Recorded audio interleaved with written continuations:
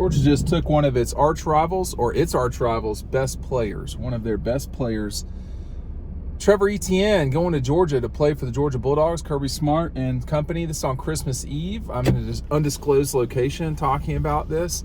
Look, a really big win for Georgia. I think this is a guy that people should really be getting excited about in terms of what he can do and just the addition to Georgia's backfield.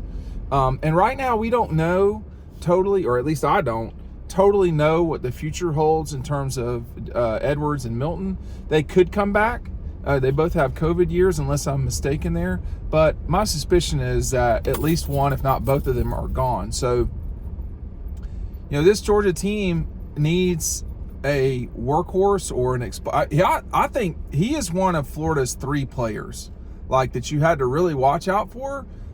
Ricky Pearsall, Etienne, and I think they had a guy on defense that was pretty legit, and I cannot recall his name all of a sudden. But, Florida's in very serious trouble. I don't think there's much confusion about that, but this is not about Florida. I mean, what's happening at Florida is Florida's problem. That's Billy Napier's problem. Scott Strickland is probably just barely holding on as athletic director. Same thing for Billy in terms of being the football coach. It's not good enough down there. Generally speaking, things aren't good enough. But certainly in football, which is what gets you fired, as an athletic director, certainly as a football coach, and certainly it can creep up to the presidential level too. So Florida's problems are Florida's problems. Now, with that said, what does this mean for Georgia? Well, you've got the return of Carson Beck. We knew that.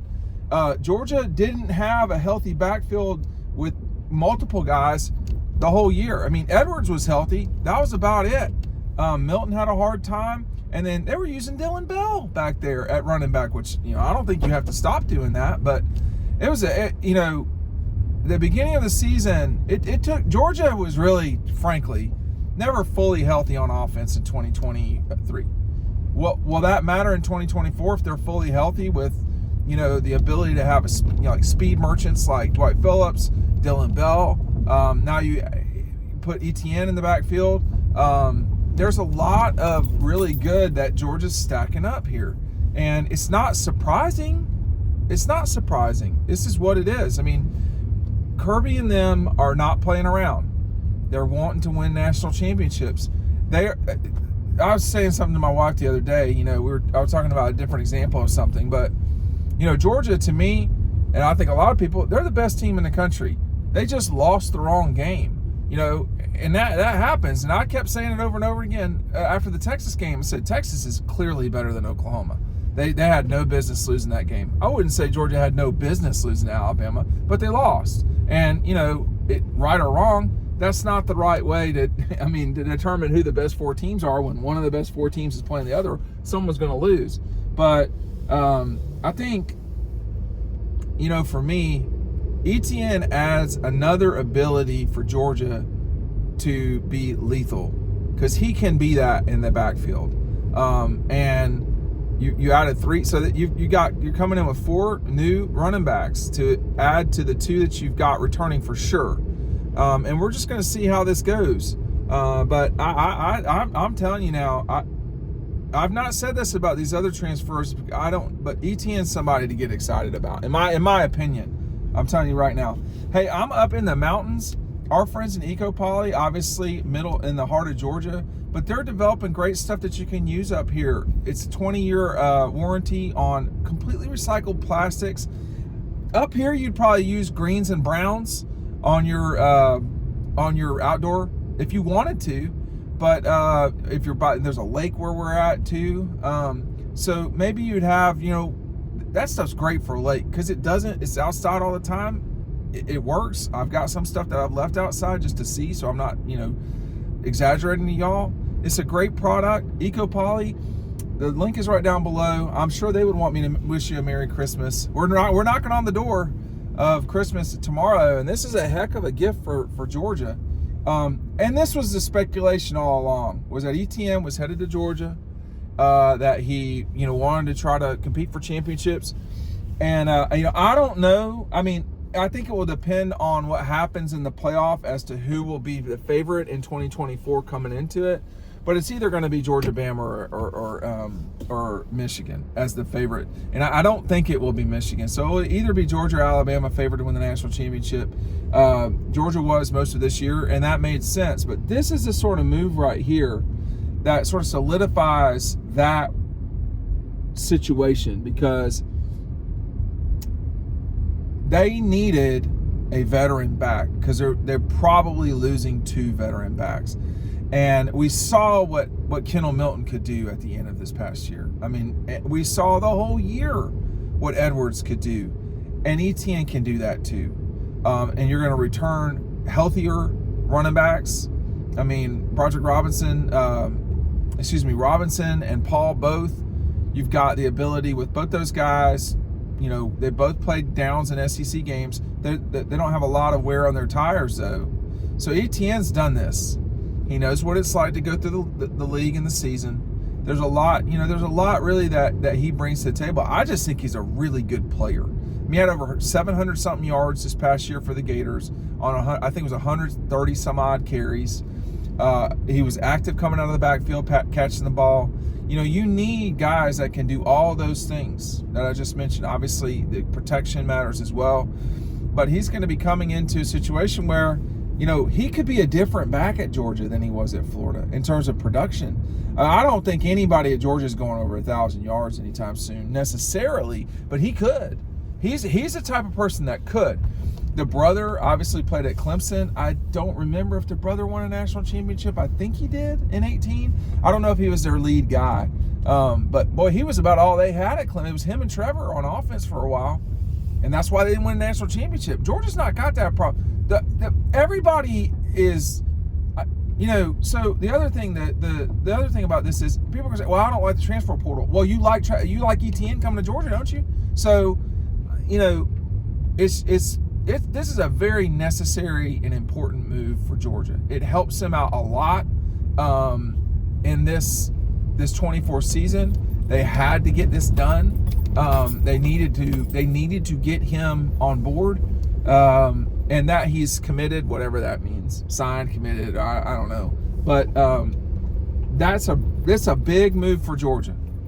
It's a big move for Georgia. They've got a couple receivers who've been very productive at Vanderbilt and Miami, but you know, I'm coming on here talking about Etienne because I think he matters in ways that those guys may or may not. I think he will matter.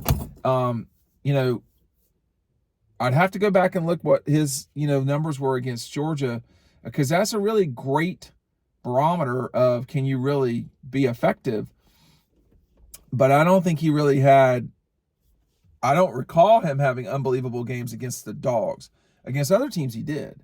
So, you know, now he's never going to go against Georgia again. Well, in theory. So this is an important get for Georgia. I think that he will solidify a running back room that does not have as much experience as you would like. Now, does that matter? I mean, at running back, I'm not sure it does. You know, I mean, you saw whether it was Todd or Nick or, you know, Herschel or whoever, Thomas Brown. I mean, young guys can come in and play at running back. But we may see that with the guys they've got. You know, they're getting, you know, I mean, I say Dwight Phillips, because of my familiarity there, but he's not the only one coming in. You know, the kid from California is a big deal. They've got some players. And it also gives you 6 guys. Inevitably, guys are going to get banged up in the SEC. That's just what happens at running back. It allows you to not play Dylan Bell at running back, which opens him up to play receiver, where he's making a lot of plays, or to return kicks, if that, you know, is a thing anymore, or to play on special teams, or Etienne could play on special teams, or play on one special teams unit, right? Or he could be on, you know, punt, where you can fake punts and run them to him. I mean, there's a lot of ability to do things when you have depth at particular positions, linebacker, running back. Those guys are important because they play on special teams. You know, if you're a wide receiver, you probably do too. If you're a lineman, you probably do too, but linebackers and running backs, I mean, you're going to be out there playing on special teams because it's an important moment and spot in the game. And those body types, they just are required out there. So, but I just, a long story short of this, This is a big pickup for Georgia. I think it really is. I think it makes them, it solidifies things, and you're going to need a back like him against Bama, against Texas, against teams that have and I don't know who else, because those two right now are in a different category than everybody else in the league, and of who Georgia plays.